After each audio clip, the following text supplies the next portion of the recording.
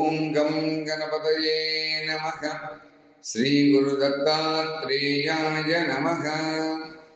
అఖండమండలాకారం వ్యాప్తం येन చరాచరం తత్పదం దర్శితం येन తస్మై శ్రీ గురవే నమః.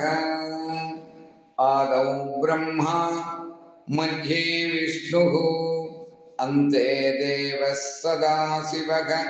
మూర్తిత్రయస్వరూపాయ శ్రీ గురు దత్తాత్రేయాయ నమోస్తుతే. హరి ఓం. మనం ఈ 46వ రోజున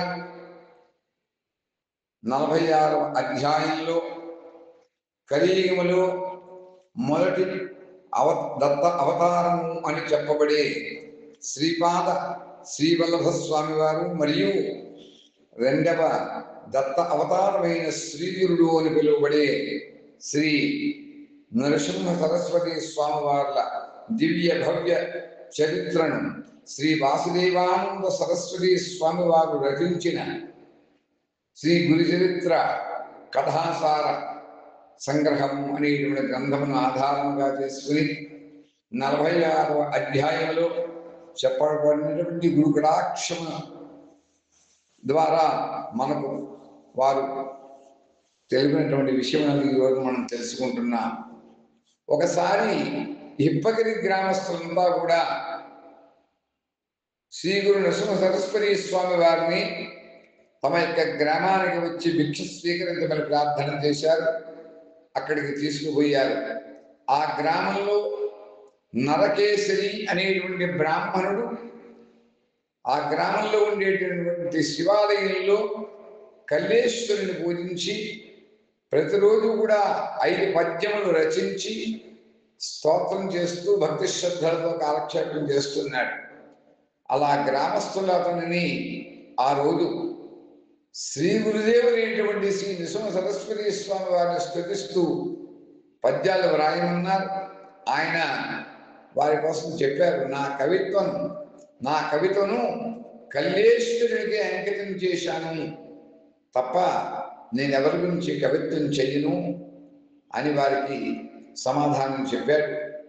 రోజులాగానే కల్లేశ్వర స్వామి వారిని పూజిస్తున్నటువంటి అతనికి నిద్ర వచ్చి ఒక స్వప్నం వచ్చింది. ఆలయంలో పూజకు కూర్చున్నటువంటి అతనికి అక్కడ కల్లేశ్వర లింగం కనిపించలేదు. ఆ ప్రదేశంలో శ్రీ గురుమూర్తి అనేటువంటి శ్రీ నృసింహ సరస్వతి స్వామి వారు ఆ కల్లేశ్వర లింగంలో కూర్చుని ఉన్నారు.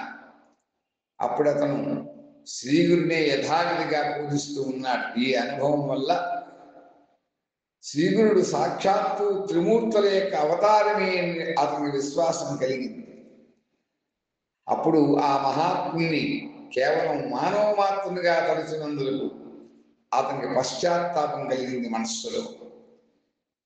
శ్రీగురుని యొక్క దగ్గరికి వెళ్ళి సాష్టాంగ నమస్కారం చేసి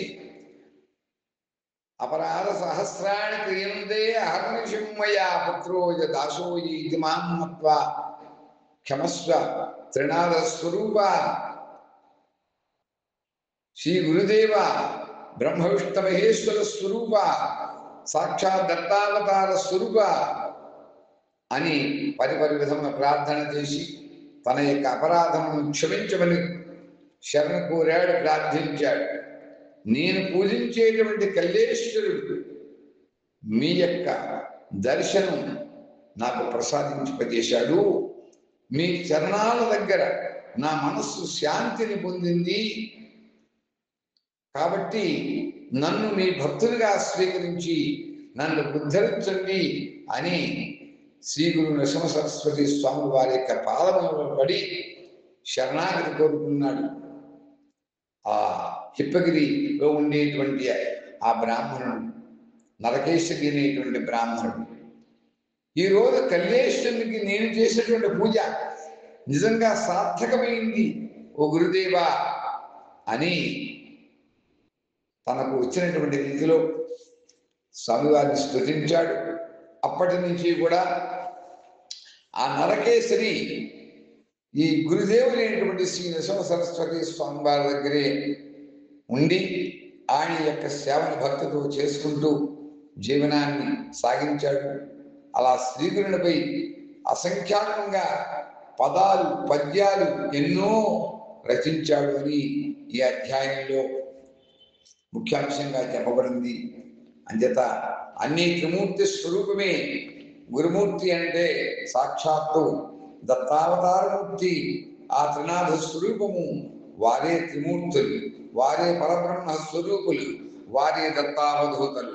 వారినే మనం ఎల్లవేళలా కూడా సాక్షాత్తు మనం త్రిమూర్తి స్వరూపంగా మనం వారిని ధ్యానం చేయాలి, వారిని పూజించాలి, వారిని శరణు కోరాలి అని చెప్పి ఈ యొక్క కథలో ఈ యొక్క ద్వారా మన అధ్యాయంలో ఉన్నటువంటి నీతి ద్వారా మనం తెలుసుకుంటున్నాం అని తెలియజేస్తూ, ఈ రోజున మనం కూడా ఒక దత్తమాలా మంత్రాన్ని ఈ యొక్క అధ్యాయంలో చెప్పుకుందామని తెలియజేస్తున్నాం.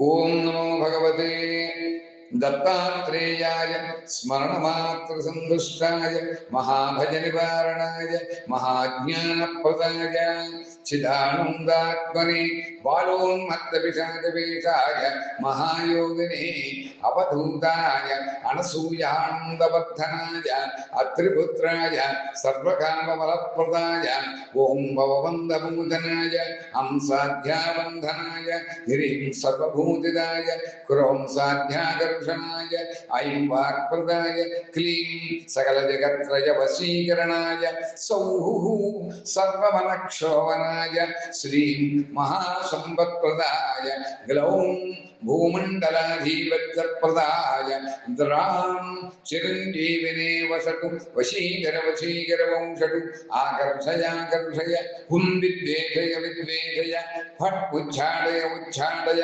తహటః స్తంభయ స్తంభయ ఖేం ఖేం మారయ మారయ నమః సంపన్నయ సంపన్నయ స్వాహా మోక్షయ మోక్షయ పరమంత్ర పరయంత్ర పరతంత్రాణి చంది చంది గ్రహాన్ నివారయ నివారయ వ్యాధి వినాశయ వినాశయ దుఃఖం హర హర దారిద్ర్యం విద్రావయ విద్రావయ దేహం పోషయ పోషయ చిత్తం దోషయ దోషయ సర్వమంత్రస్వరూపాయ సర్వయంత్రస్వరూపాయ సర్వతంత్రస్వరూపాయ సర్వపల్లవస్వరూపాయ ఓం నమో మహాసిద్ధాయ స్వాహా. ఇది శ్రీ గురు దత్తమాలా మంత్రము అంటారు. ఈ దత్తమాలా మంత్రము ప్రతినిత్యము కూడా భక్తి శ్రద్ధలతో 11 పర్యాయములు కానీ లేదా ఒకే ఆసనం మీద కూర్చొని 400 పర్యాయములు కానీ ఎవరైతే పారాయణ చేస్తారో వారికి ఆయువు ఆరోగ్యము ఐశ్వర్యము కూడా కలుగుతుంది అని దత్త మహామంత్రములలో దత్త పురాణంలో కూడా చెప్పబడింది.